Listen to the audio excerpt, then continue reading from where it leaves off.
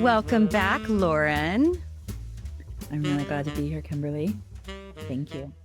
Of course, it's a treat. It's a treat. And I was thinking of our last podcast interview. It was the start of the pandemic, right? We were like smack dab just began. I think I must have just been back from Italy. So it would have probably been the fall of 2020, which it's hard to believe that 5 years have gone by. In some ways, they've been momentous, and some days I think like they just vanished. They're Yeah, just phantom years, but obviously a lot has happened. a lot has happened. And at the time of this recording, it is like right at the anniversary of COVID. So this will release later, but lots has happened to say the least. And I'm curious for you, how has your perspective shifted with your journey into midlife, right? You're in your mid Yeah, well, 40s. yeah, I was 40 when all this started, and it has been really different for me also in terms of reflecting because for a lot of people that I know, most of them were probably in New York and are still in the same apartments and similar situations. So they're like, oh, 5 years ago, what a wild period, etc. But for me, it was like I was living in Tuscany when it started in Florence. So I did the true lockdown. We couldn't go outside and then traveled a bit in Italy that summer because you could after the lockdown here. And then went back to New York, lived in New York for a couple of years. That was probably my first big midlife reckoning is I had come to New York for the first time when I was 17. I always identified as a New Yorker, probably before anything else, in a very bedrock way. And for me, like my life was in New York, my job was in New York, kind of everything was in New York.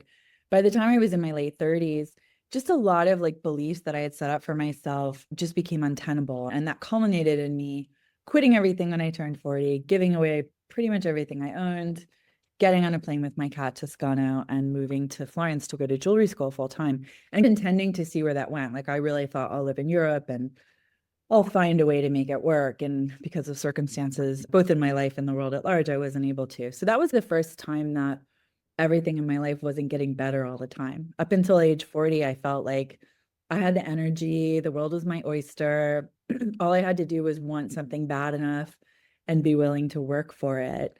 And that was really the first thing that was not available for me to shape to my will. And I had done a lot in New York that I felt very confident about things. I had my own business for 20 years, like entirely financially supported myself as a single woman. Like I had really made things work there. And so I thought that living in New York, I had this set of portable skills. And I think midlife's first big lesson was just like, you have a lot more to learn. And then when I went back to New York in 2020, that was, yeah, for me, this huge turning point because I had forged my entire adult identity living there. It was everything I knew was based on that. And so it didn't fit anymore. It just didn't work. It wasn't who I was. The city had changed. I had changed. I started valuing really different stuff. I had this totally different life experience. And that was actually a big struggle. I have to go back and listen to our last podcast. I'm sure I was very optimistic at the time, but it was really tough. And about a year and a half into that second round in New York, I just thought I can't do this actually. And I didn't have a plan because I had never really thought about living anywhere else in America and I couldn't come back to Italy. And so but I was like, I know how to put my stuff in storage. I've done this now a couple of times. And so I did that. And yeah, I ended up getting on the train and going to Baltimore and having a nice time there and like moving there 2 weeks later. There was a little interlude in Boston for a summer with my sister where I considered moving there. But for me, it was just really, yeah, midlife was this kind of the texture and the way that you've woven everything up to date does not necessarily mean that that fabric is going to fit you in the journey. And so that was a reckoning for sure. I would say I'm still experiencing it, but it is something that I've started to associate as a midlife experience as my friends' relationships have evolved and transformed. We're all going through it in different ways. And so it's something that I started to look to, yeah, through a kind of portal and perspective of curiosity above all, because otherwise it's just really too hard. I love the idea of a portal of curiosity, right? Because we have these plans, 20s and 30s, we're like, we're moving, shaking, we're doing all the things. 40, our energy starts to wane. And as you say, like it can feel at certain points the world is our oyster, and then other points it can feel like my ship has sailed. Yeah, and I remember when I turned 30, I've never been the kind of person that had like certain things I had to tick off on a box. I was always whatever happens in life will be interesting. But when I turned 30, I remember being like, oh, like I'll never have, I had worked all through my 20s in a very serious way, because I had to, but also I enjoyed it. And I remember turning 30 and being like, oh, I'm never going to be like a nanny for a family that lives in Portugal on a yacht or something. Like, and I was like, I'll never have this kind of carefree period to look back on because I didn't do it. Like that part of my life is over.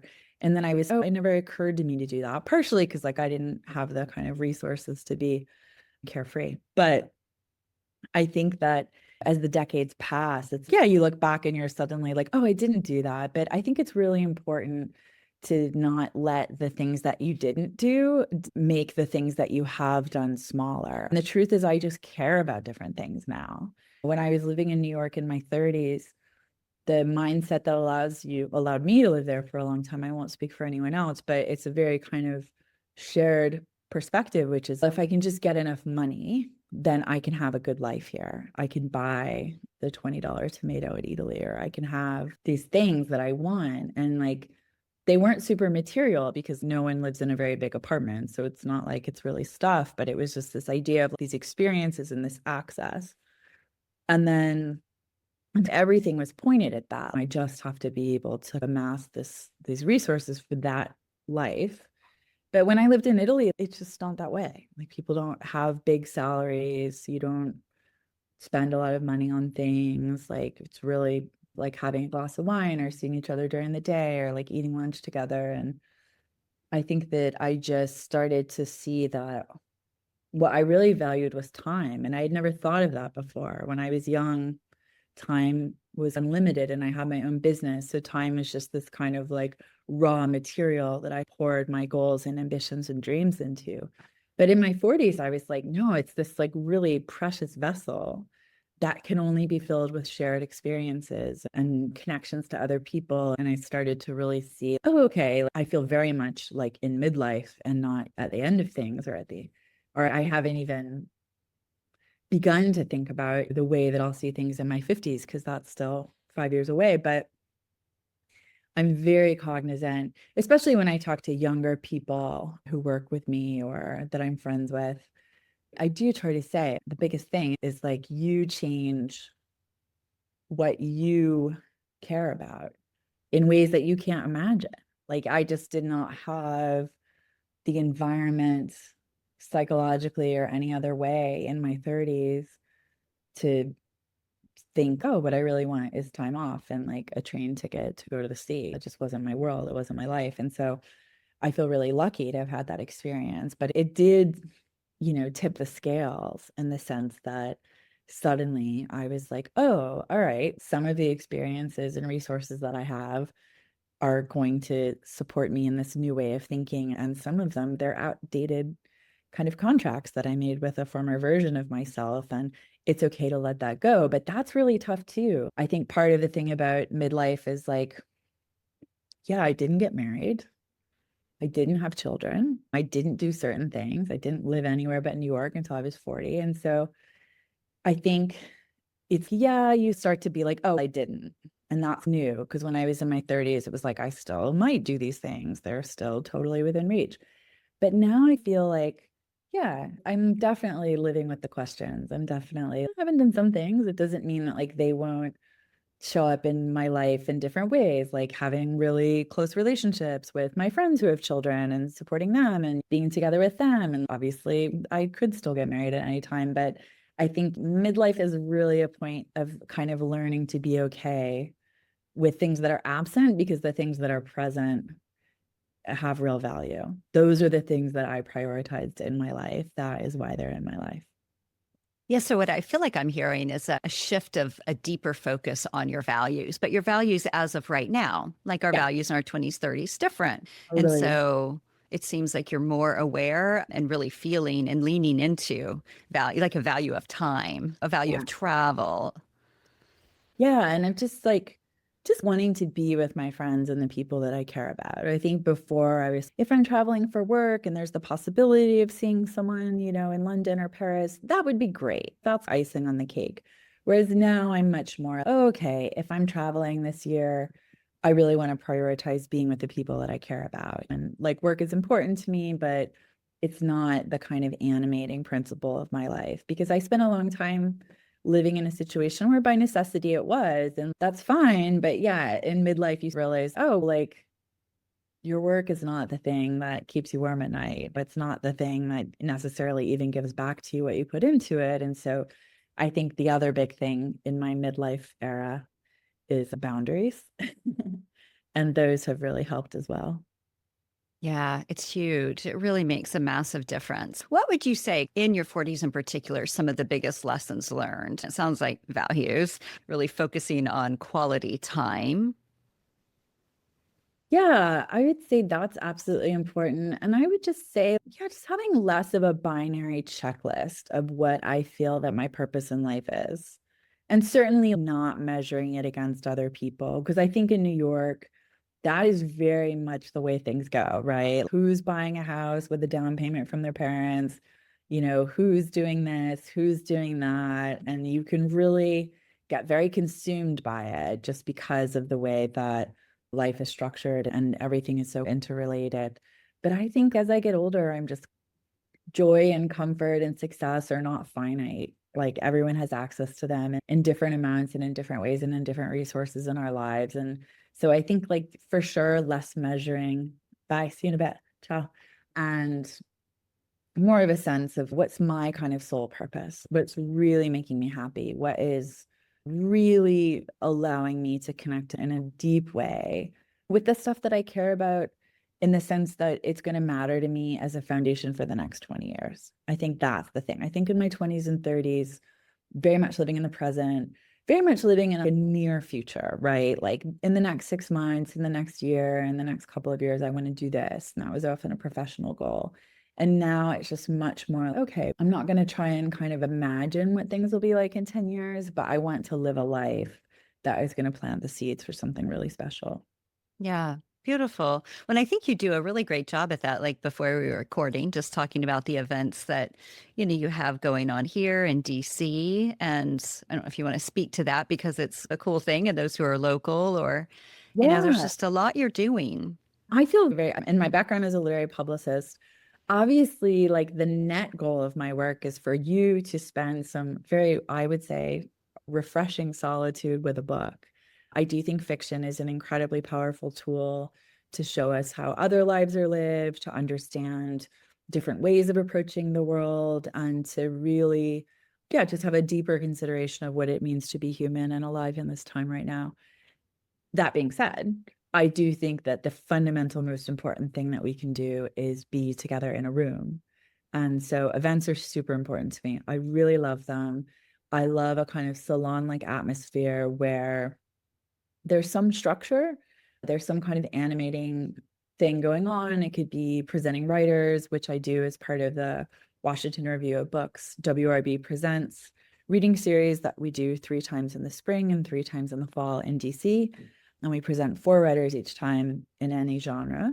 I've got an art exhibition right now that's open in Baltimore for a magazine called R&R that I helped establish a year ago that pairs art and literature.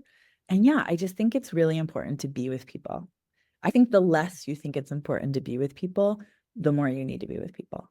And I think also in a kind of natural way, like that's a big thing I was just talking about with my friend earlier is right now it feels like everything is so automated that or stratified or it's not really a part of our lives anymore. So you have to like go out and find romantic kind of appointments or you have to try and figure out some reason to get together with people. But I don't see that. I'm really about removing the barriers. I'm like, even here, I'm in Rome for a week. I was like, let's just invite a few people over for drinks. Let's just get together. Let's just have people come around. It doesn't have to be formal.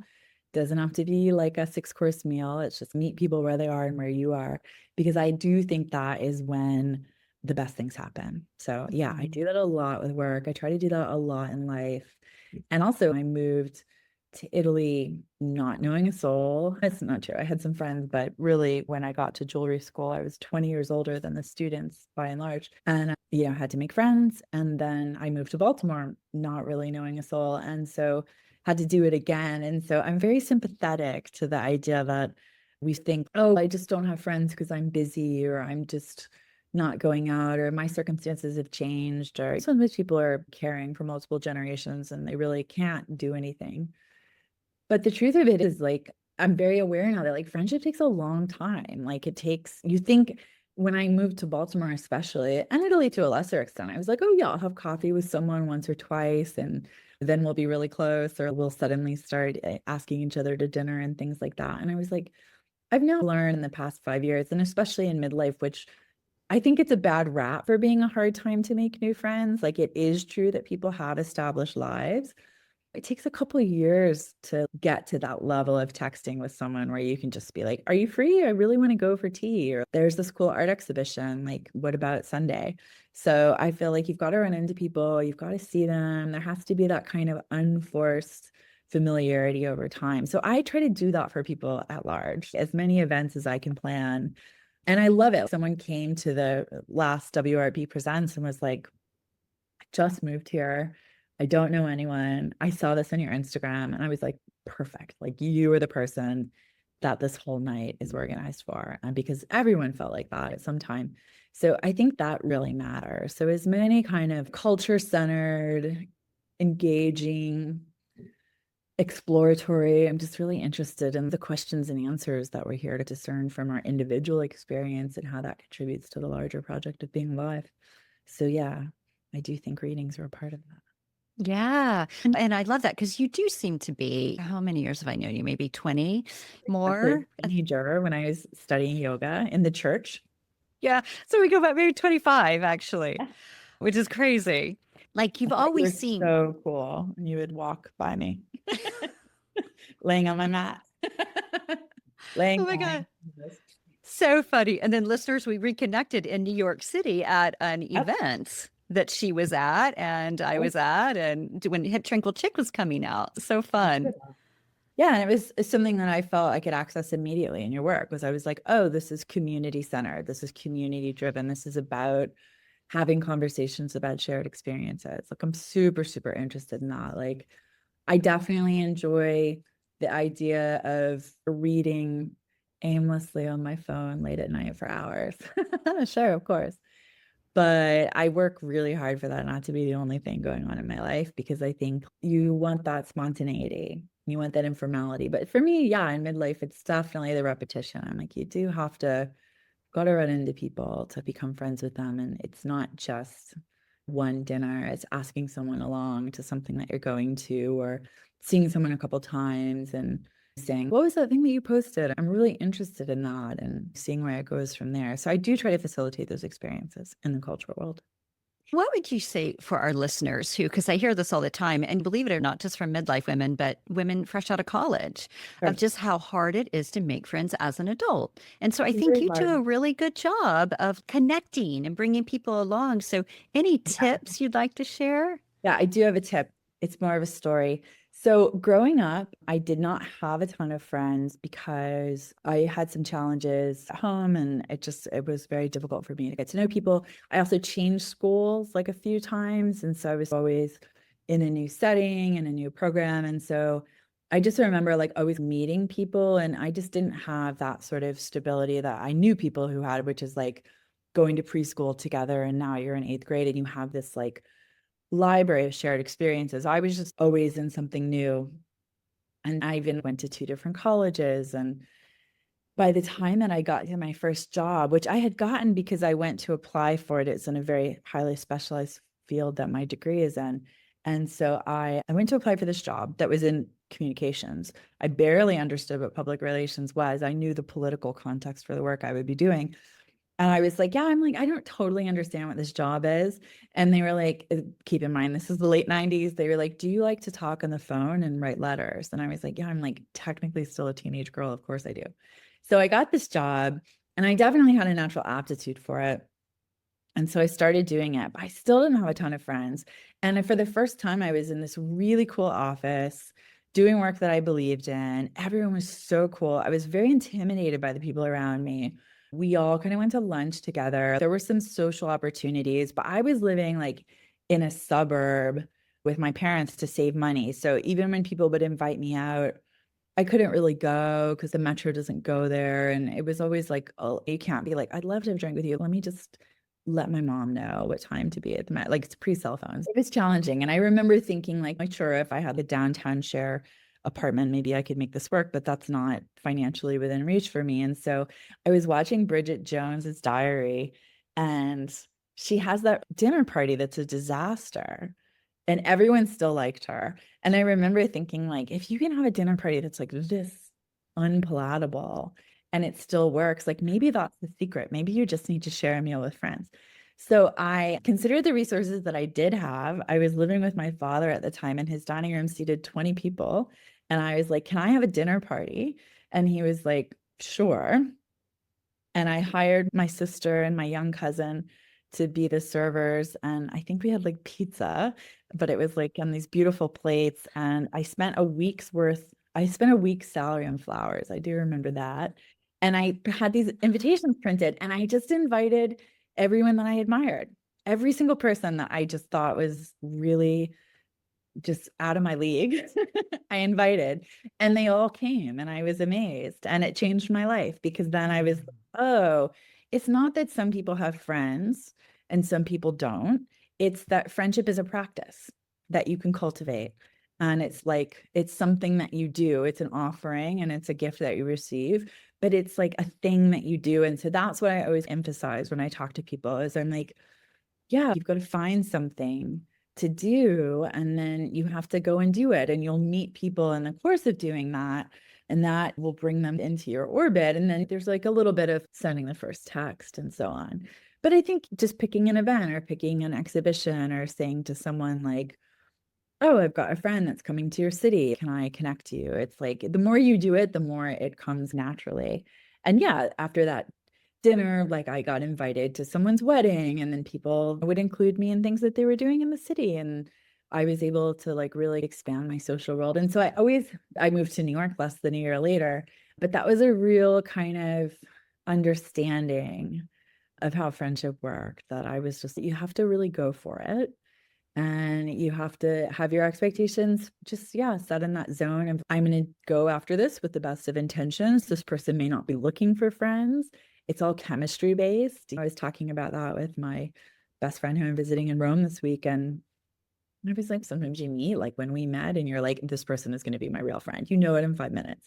And other people, it's a couple of years before you feel close to them or have a conversation that feels like you've crossed over from the public to the private. And yeah, like you need all kinds of friends. So I do think it's something that I see a lot in life right now is that people give up or they think, oh, now that that's a huge thing that also happens. It's when my friends all started having children, I was like, okay, their priorities are different, but I want to keep them in my life. So I'm going to support whatever they're doing and go to their children's activities and things like that. So I think you have to just really prioritize the friendships that are meaningful to you, and then be willing to let them transform, be willing to let them change as your life and your circumstances change. Because I think the enduring friendships that we have, like over decades, there's always, oh, when we met, it was this, and then it's become this and this and this, but it all starts somewhere.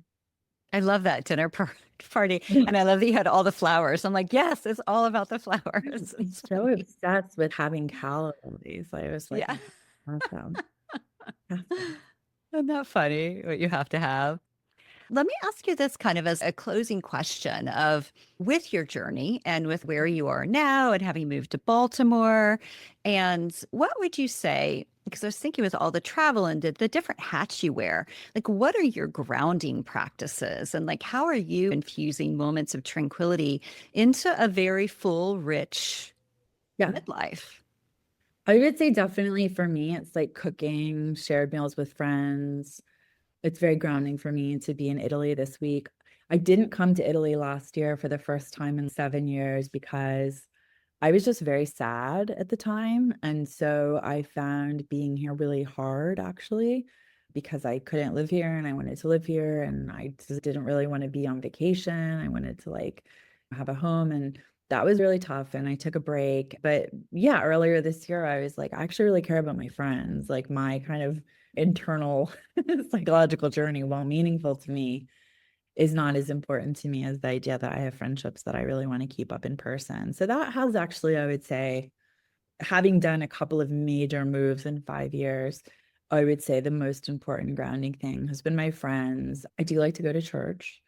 I do to be like connected wherever I am locally. I like to really respect the internet for what it does well, but keep it increasingly at a kind of distance from my real life and to extract a lot of what has become virtual but needs to be face to face and return to those habits. So, yeah, like meeting with people, seeing people, showing up for people. I would say that's the biggest thing. It's not that I took it for granted when I was younger, but I think I had a sense of I've got to go out and I've got to organize the world in such a way that's going to work for me. And now I see like the good things in life as inevitable if you're living your life in a way that feels aligned with your principles on a daily basis. So I just don't worry about things that I used to worry about anymore. I just, yeah, I stay focused on what I care about, like gardening and yeah, cooking and showing care, showing up. I think those things are the things that make up our world. Yeah, beautiful. We need so much right now, It more starts, than we pour ever. it in. Yeah, Yeah, yeah. Thank you so much, Lauren. Thank you for joining us from Italy, and it's a my treat pleasure. to be with you. I hope you enjoy the rest of your weekend there. Oh, thank you. Yeah, I'm looking forward to it. I'm going to go. We're going out to dinner tonight, obviously at 9. And then tomorrow I'm going to go to Naples and see some friends. And then Monday I'm going back to Florence for the first time in 5 years. And then I'll be back here just to see some more friends. So it'll be a short week. I'm leaving on Thursday. I got here this morning, but definitely focused on the stuff that I care about. Yeah, yeah. Thank you. Thanks for joining us, and always a treat to be with you. My pleasure. It's always a treat to talk to you, and I will see you in real life very soon. Absolutely.